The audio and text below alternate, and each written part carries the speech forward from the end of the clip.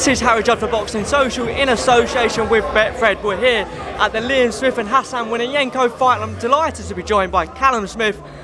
He's due to be on, obviously, later on headliner. How does he feel at the moment?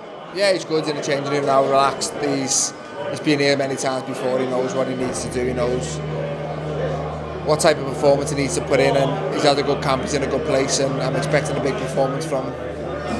This is a potential banana skin opponent. How dangerous are you taking Hassan?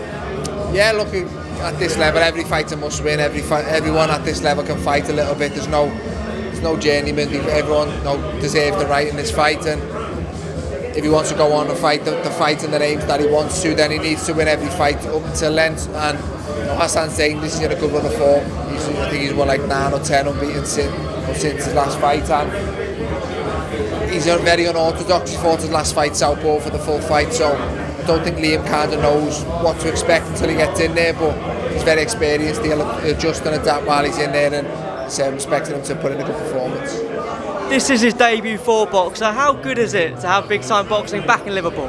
Yeah, it's great. Obviously the shows at the arena are always good to box on, and it's good to just get the city out. We're a very good city. We're back at home. I'm sure there'll be a good atmosphere for the main event, and I know Liam was fighting at home as well. He's been boxed all over the world, but there's nothing quite like performing in front of your own fans. So I think that'll give him that extra little buzz, and like I say, I think he'll thrive off it and he'll deliver. There is a lot of pressure on Sky. Liam wants the big fights. He wants to be world champion again. You know, there is that Chris Eubank fight. What did you think of that being said?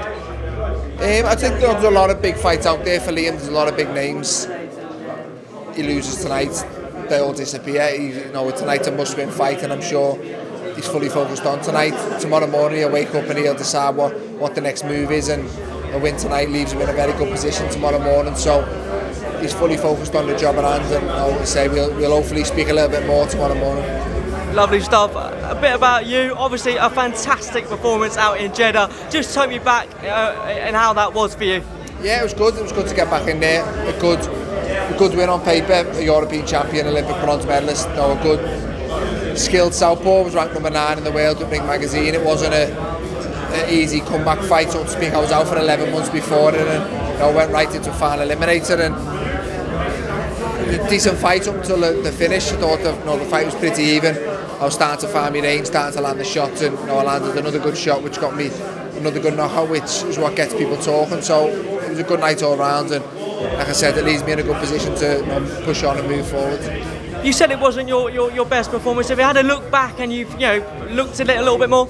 Yeah, no, I mean, it wasn't the best performance to me. It wasn't a one-sided fight for me. I come out, I got caught a couple of times. There was maybe a little bit of ring rust, I don't know. No, I fell short with a couple of shots early on in the first 2 rounds, but I felt by round 3, I found my rhythm. Round 4, I obviously got the finish, and to come back after a long layoff for southpaw is probably not someone you want to go in with, but that was the fight I wanted. It was a final eliminator. I took the fight, and I've had long layoffs before, and I seem to cope with it pretty well. I always seem to perform okay after a long layoff, and like I said, regardless of how it went, it was a good win regardless of how I got it. So no, I was pleased, and it puts me in a very good position.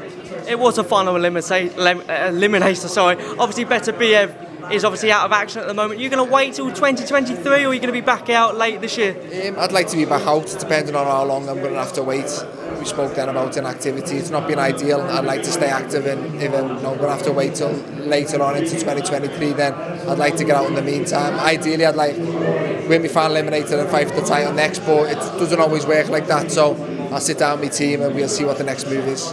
Obviously, you're out in Jeddah. The main event was Usyk. First of all, your reaction to that? I thought it was a better fight than the first one. I thought Joshua was a lot better this time. He wasn't as aggressive as I think people expected, but I thought he boxed well early on. He was slipping and countering Usyk, and he made Usyk think a lot more early on. I think he tired a little bit late on, and Usyk pulled away with it the last few rounds, but look, Usyk's special. I don't think you can criticise Anthony Joshua for losing to Usyk. He's a special fighter, and it was a big event. Proud to be a part of it, but just the better man won, in my opinion, and that's no shame in Anthony Joshua. He's a great fighter who's done a lot for British boxing, and people should be proud of him.